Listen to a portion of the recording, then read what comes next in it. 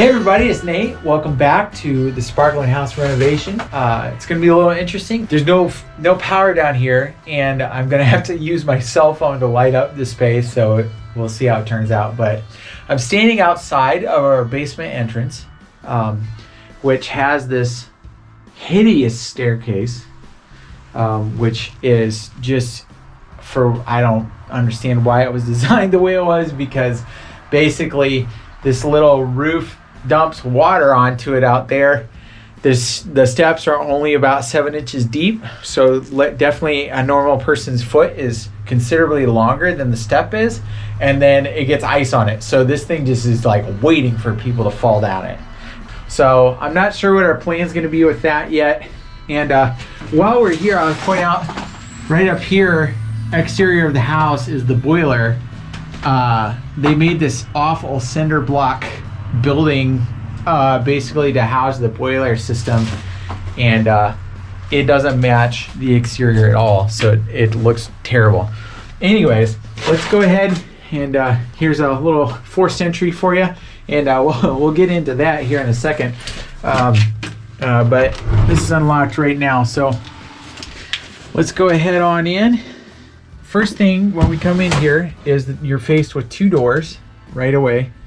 And those 2 doors to the right is where all of the kind of mechanicals used to be.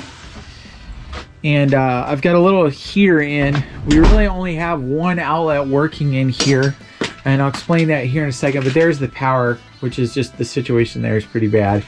And you can see just lots of broken, cut up stuff, old dehumidifiers, and then this is part of the manifold for the old boiler system, and used to be the wellhead right there. And this house has just recently been put on city water, and yeah, anyways, that's the mechanical room. Then we're going to go in here. This used to be an apartment at one point. And before that, right here in front of us, this brick structure actually used to house what I believe was the old original like coal furnace of some kind. And I don't know what that fully looks like, but obviously this was kind of broken down. It has a coal chute over here on this side, and which is pretty interesting. And then, yeah, really cool. It's kind of to see that, and it makes me really curious about what heating system this house has, because we have not found chimneys to speak of anywhere else in the house. So we've got this big boiler system in the middle, which that would have been really early for any kind of like a central boiler system at that period. Although coal was kind of like making its way through the area, so maybe that was like a cutting edge thing at the time. I don't know. Anyways, across from here we're in what used to be a kitchen, and we got the new city water entrance right here. And then interestingly, that is a whole pile of wire. So some point over the summer, after we had initially looked at the house, vandals broke in and actually cut out a ton of wire and copper pipe in here and really damaged the property pretty significantly, which is why we can't turn the power or the heat on.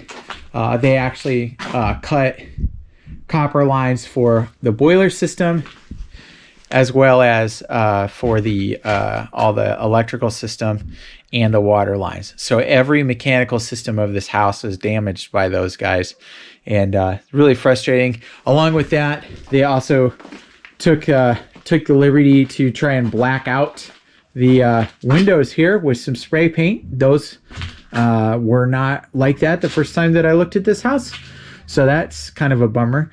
What's cool though, getting back to the cool stuff, the positive things, is this is a basement of a house built in the 1850, 1860s era that has a bay window egress. Like, who has that? That's like, you know, especially out in our kind of a rural part of the country, that's such a rarefied thing to see here.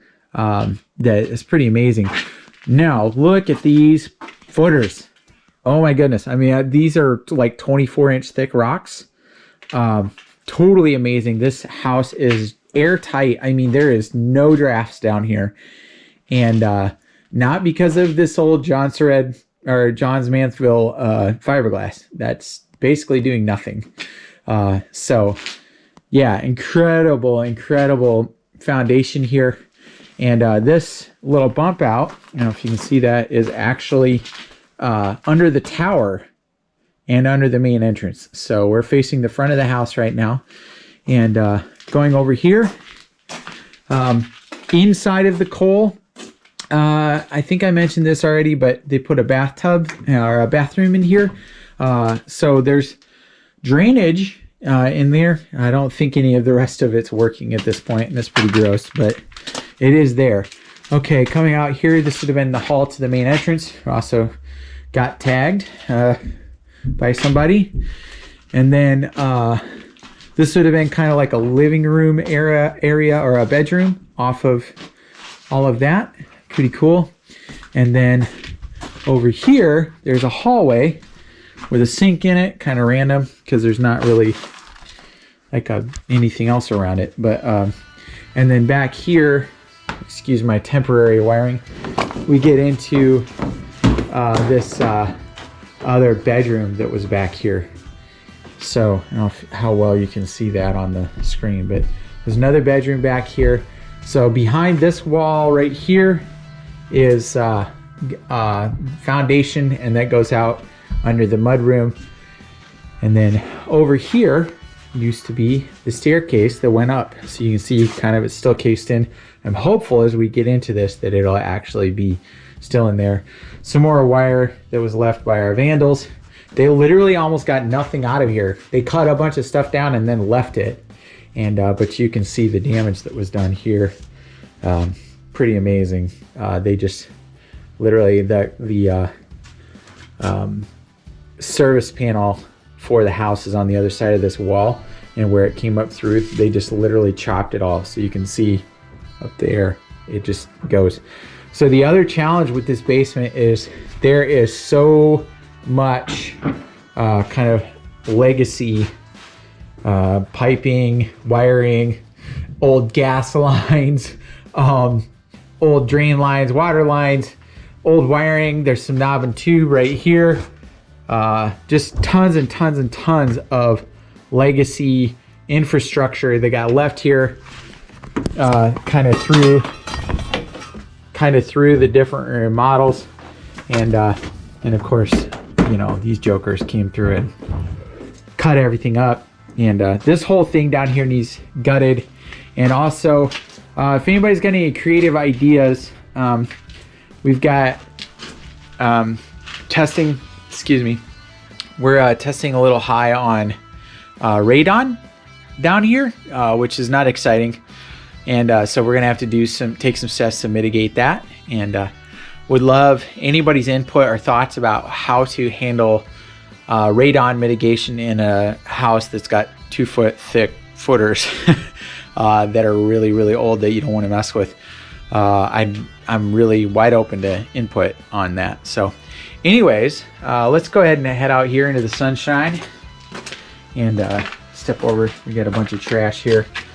Kind of a mess, but also definitely exciting nonetheless to be kind of getting into this big project. So that's going to wrap it for this episode. So that's the basement tour, which a little dark and spooky, but I think you can possibly see this has amazing potential.